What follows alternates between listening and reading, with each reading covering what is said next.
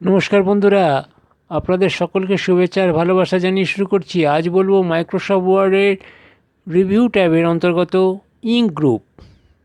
চলুন শুরু করি। প্রথমে র্যান্ড কমান্ডের সাহায্যে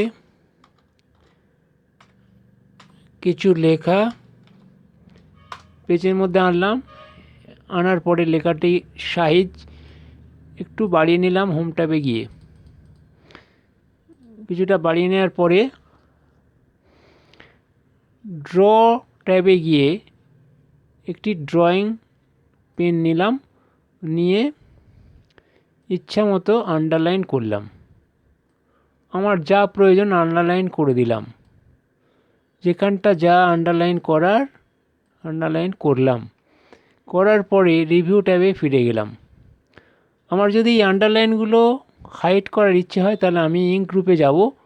গ্রুপে গিয়ে হাইড ইঙ্কে লেফট ক্লিক করব।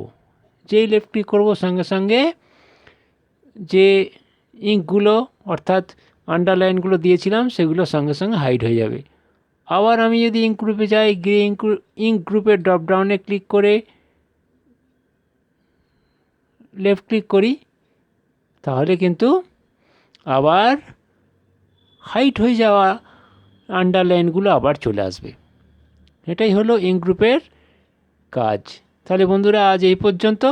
আপনাদের সবাইকে শুভেচ্ছা আর ভালোবাসা জানিয়ে শেষ করছি। ধন্যবাদ।